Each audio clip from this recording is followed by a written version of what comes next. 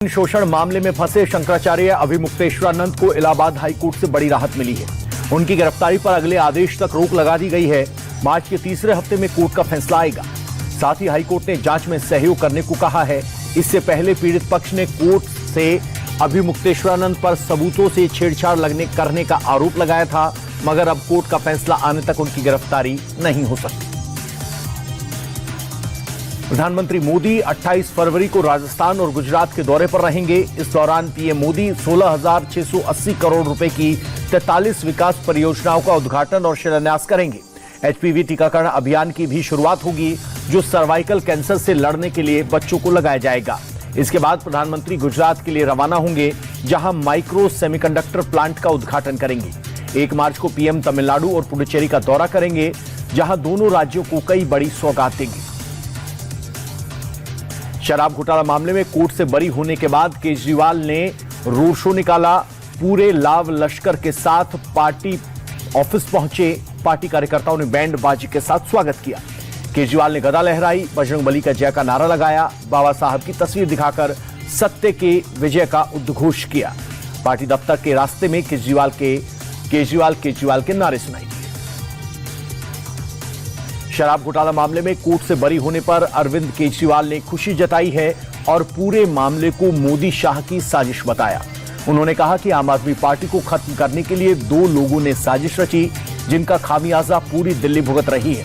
मेरी ईमानदारी को कोर्ट ने माना और सीबीआई ईडी के खेल की हवा निकाल दी। बीजेपी को मेरा कत्ल करवाकर ही मुझसे आजादी मिलेगी। केजरीवाल ने दावा किया कि अगर चुनाव हो जाए तो बीजेपी दिल्ली में 10 सीट भी नहीं जीत पाएगी। दिल्ली के कथित शराब घोटाले से जुड़े सीबीआई मामले में राउज एवेन्यू कोर्ट ने बड़ा फैसला सुनाया। कोर्ट ने अरविंद केजरीवाल और मनीष सिसोदिया समेत सभी 23 आरोपियों को बरी कर दिया। सबूतों के अभाव में कोर्ट ने आरोपियों को बरी किया। कोर्ट ने कहा कि आबकारी नीति में कोई व्यापक साजिश या आपराधिक इरादा नहीं था। जांच में आरोपियों के खिलाफ पर्याप्त सबूत नहीं मिले। सीबीआई की चार्जशीट में भी कई खामियां थी। केजरीवाल सिसोदिया के बरी होने के बाद दिल्ली बीजेपी ने एक पोस्टर जारी किया। केजरीवाल की तस्वीर के साथ लिखा, आपके पाप अभी धुले नहीं हैं। बीजेपी ने शराब नीति घोटाले में सबूतों के साथ छेड़छाड़ का दावा किया। सांसद मनोज तिवारी ने कहा कि केजरीवाल सबूत मिटाने में माहिर हैं। उन्होंने शराब माफियाओं से मुनाफा कमाने के लिए दिल्ली के युवाओं को शराबी बनाया और अब सबूतों के अभाव में बरी हुए तो रोने का ड्रामा कर रहे हैं। उन्हें सजा जरूर मिलेगी। पाकिस्तान बॉर्डर पर इस वक्त भारतीय वायुसेना का सबसे बड़ा युद्धाभ्यास चल रहा है। थार के रेगिस्तान में भारत की वायुसेना शक्ति दिखा रही है। पोखरण में भारतीय वायुसेना का युद्धाभ्यास वायु शक्ति 2026 चल रहा है। इस अभ्यास में 120 से ज्यादा एयरक्राफ्ट शामिल है। युद्धाभ्यास में राफेल, सुखोई 30, तेजस मिग 29 और मिराज 2000 ने आसमान में अपनी ताकत दिखाई, तो वहीं लड़ाकू हेलीकॉप्टर अपाचे चिनूक ने भी अपना दम दिखाया। दिल्ली में भारतीय जनता युवा मोर्चा के कार्यकर्ताओं ने सोनिया गांधी के आवास के बाहर प्रदर्शन किया। यह प्रोटेस्ट भगवान अयप्पा के मंदिर से सोना चोरी होने पर किया गया। चोरी के मुख्य आरोपी की तस्वीरें सोनिया गांधी के साथ सामने आई हैं, जिसके बाद भारतीय जनता युवा मोर्चा के कार्यकर्ताओं ने कांग्रेस के खिलाफ मोर्चा खोल दिया और सोनिया गांधी के आवास के बाहर बड़ा प्रदर्शन किया। जेएनयू प्रदर्शन मामले में गिरफ्तार सभी 14 छात्रों को कोर्ट ने जमानत दे दी है। पुलिस ने देर रात सभी 14 छात्रों को गिरफ्तार कर आज सुबह पटियाला हाउस कोर्ट में पेश किया था। बता दें कि बीती रात यूनिवर्सिटी में छात्रों ने यूजीसी रेगुलेशन एक्ट को लागू करने की मांग को लेकर प्रदर्शन किया था। राष्ट्रपति द्रौपदी मुर्मू ने जैसलमेर एयरफोर्स स्टेशन से स्वदेशी लाइट कॉम्बैट हेलीकॉप्टर LCH प्रचंड हेलीकॉप्टर में उड़ान भरी। लड़ाकू हेलीकॉप्टर प्रचंड में बतौर को पायलट उड़ान भरने वाली वो देश की पहली राष्ट्रपति बनी। इससे पहले वे लड़ाकू विमान सुखोई और राफेल में उड़ान भरने वाली देश की पहली राष्ट्रपति बनी थी। हेलीकॉप्टर में उड़ान भरने के दौरान राष्ट्रपति ने सीमावर्ती क्षेत्रों और पोखरण फील्ड फायरिंग रेंज का हवाई जायजा भी लिया। AIMIM नेता अकबरुद्दीन ओवैसी ने एक बार फिर भड़काऊ तकरीर दी है। एक सभा के दौरान अकबरुद्दीन ओवैसी ने कहा कि कांग्रेस और बीजेपी एक जैसे हैं। यूपी में योगी बुलडोजर चलवाते हैं, वैसे ही तेलंगाना में रेवंत रेड्डी करते हैं। जब हमारा मामला आता है तो सब एकजुट हो जाते हैं। हर किसी ने हमको जख्म दिया है। इन्हें मुसलमानों और हमारी शरीयत से दुश्मनी है। तमिलनाडु विधानसभा चुनाव से पहले राजनीतिक सरगर्मियां बढ़ गई हैं। एआईएडीएमके से निकाले गए और राज्य के पूर्व सीएम ओ पनीरसेल्वम डीएमके में शामिल हो गए। सीएम एमके स्टालिन की मौजूदगी में उन्होंने पार्टी का दामन थामा। डीएमके में शामिल होने के बाद पनीरसेल्वम ने कहा कि ईपीएस के अहंकार और सत्ता के दुरुपयोग ने ऐसे हालात पैदा कर दिए कि एआईडीएमके कभी चुनाव नहीं जीत सकती। बता दें कि 2022 में एआईडीएमके ने पनीरसेल्वम को पार्टी से निकाला था। उत्तर प्रदेश की योगी सरकार अपराधियों पर सख्त एक्शन ले रही है। सहारनपुर में प्रशासन ने बीएसपी के पूर्व विधायक हाजी मोहम्मद पर बड़ी कार्रवाई की है, जहां हाजी मोहम्मद इकबाल की करोड़ों की संपत्ति को कुर्क किया गया है। सहारनपुर में प्रशासन ने 276 करोड़ की संपत्तियां कुर्क की हैं। हाजी मोहम्मद पर पहले से दर्ज मामलों में यह कार्रवाई की गई। कानपुर में एक साधारण सी लूट की घटना बड़े आर्थिक अपराध में तब्दील हो गई। पीड़ित के बयान बदलने से मामले का एंगल चेंज हो गया। पुलिस ने मुठभेड़ के बाद 6 आरोपियों को पकड़ा, जिनके पास बड़ी मात्रा में नकदी और सामान बरामद हुआ। आरोपियों से डेटा खंगाला गया तो बड़े अमाउंट के लेन देन की जानकारी मिली। अब इस मामले में पुलिस हवाला के एंगल से जांच कर रही है। यूपी में त्योहारों को देखते हुए खाद्य विभाग लगातार एक्शन में है। लखनऊ में फूड सेफ्टी डिपार्टमेंट ने बड़ी कार्रवाई करते हुए भारी मात्रा में एक्सपायरी और मिलावटी मिठाई जब्त की है। फैजुल्लागंज इलाके में 1 क्विंटल से ज्यादा सोनपापड़ी और राजभोग मौके पर ही नष्ट कराया गया। इसके अलावा अलग अलग इलाकों में छापेमारी कर 10,415 किलो मसाले और खोया सीज किया गया, जिसकी अनुमानित कीमत 55 लाख रुपए है। साथ ही खाद्य विभाग ने 15 सैंपल जांच के लिए भेजे। संभल में जुमे के दिन होली का जश्न मनाया जा रहा है। होली से पहले खाटू श्याम की भव्य शोभा यात्रा निकाली गई। रंग एकादशी के जुलूस में कलाकारों ने अपने अंदाज में त्योहार मनाया। गुलाल की बौछार और खुशियों के रंग में कैबिनेट मंत्री भी झूमते नजर आए। सुरक्षा के लिहाज से रूट पर पड़ने वाली मस्जिदों को तिरपाल से कवर किया गया है। होली को लेकर वृंदावन से लेकर बरसाना नंदगांव में गोकुल तक लाखों श्रद्धालु पहुंच रहे हैं। बांके बिहारी मंदिर में पुजारियों ने भक्तों पर प्रसादी गुलाल डालकर ब्रज की होली की शुरुआत की। पूरा परिसर रंग और गुलाल से सराबोर हो गया। आज ब्रज में होली रे रसिया गाने पर भक्त झूमते हुए नजर आए। वहीं अयोध्या में भी नागा साधु और दूसरे संतों ने रंग भरी एकादशी के मौके पर होली खेली। नेपाल में अगले महीने आम चुनाव होने जा रहे हैं। 5 मार्च को देश के वोटर नई सरकार के लिए मतदान करेंगे।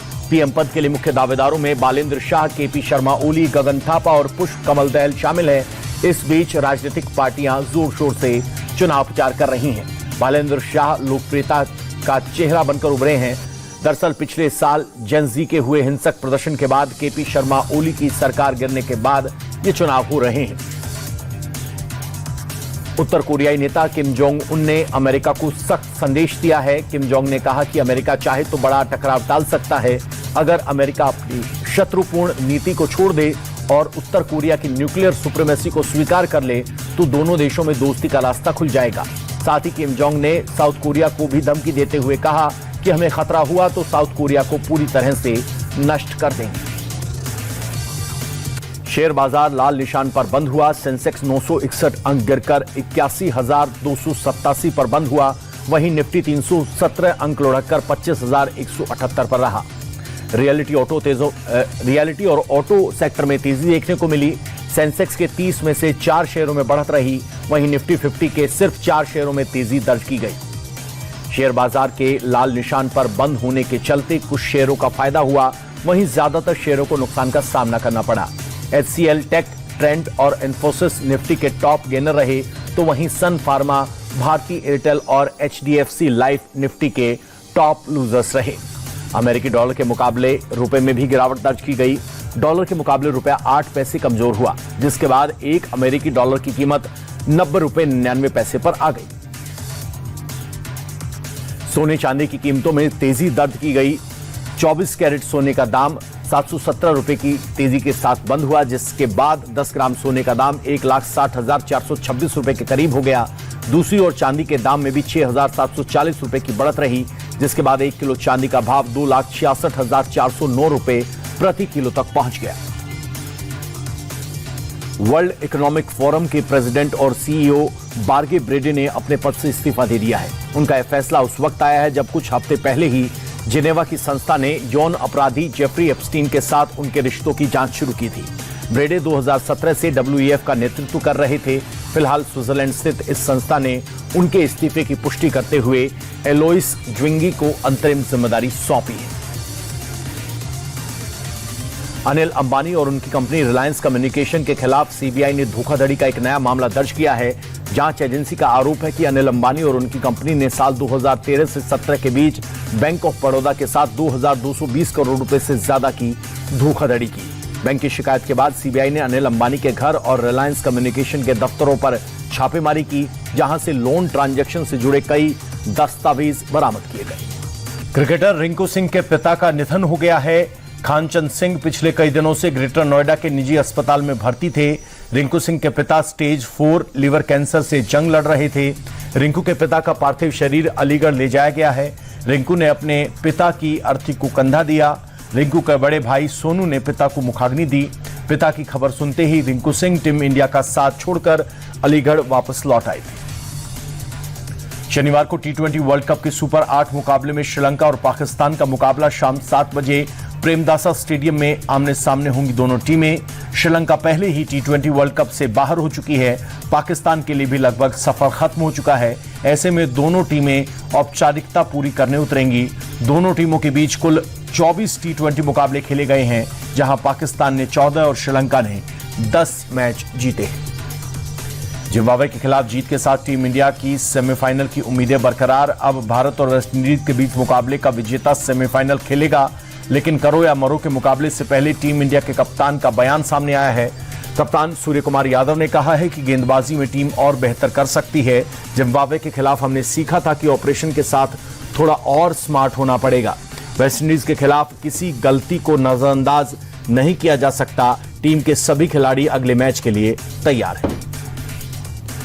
भारत और ऑस्ट्रेलिया की महिला टीम के बीच दूसरे वनडे मुकाबले में ऑस्ट्रेलिया ने जीत दर्ज की है। ऑस्ट्रेलियाई टीम ने 3 मैचों की सीरीज का दूसरा मुकाबला 5 विकेट से अपने नाम किया। भारतीय टीम ने पहले बल्लेबाजी करते हुए 50 ओवर में 9 विकेट पर 251 रन बनाए। जवाब में ऑस्ट्रेलियाई टीम 36 ओवर में ही टारगेट चेज कर पाई। जीत के साथ मेजबान टीम ने सीरीज में 2-0 से बढ़त बना ली। भारत और ऑस्ट्रेलिया की महिला टीम के बीच सीरीज का आखिरी मुकाबला 1 मार्च को खेला जाएगा। अर्जेंटीना के वर्ल्ड चैंपियन कप्तान लायनल मेसी का बड़ा बयान सामने आया है। एक पॉडकास्ट में मेसी ने कहा कि उन्हें इंग्लिश ना सीख पाने का आज तक मलाल है। भाषा की वजह से कई बड़ी हस्तियों से खुलकर बात करने में परेशानी हुई। मेसी ने कहा कि ऐसे समय में खुद को अनजान महसूस करता था।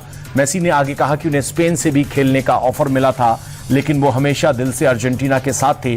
जब कई टूर्नामेंट में हार मिली थी तो भी मान निराश होता था। मेसी ने कहा कि भले ही जीवन कैसा रहा हो, वो हर पल कुछ न कुछ सीखने के लिए तैयार है।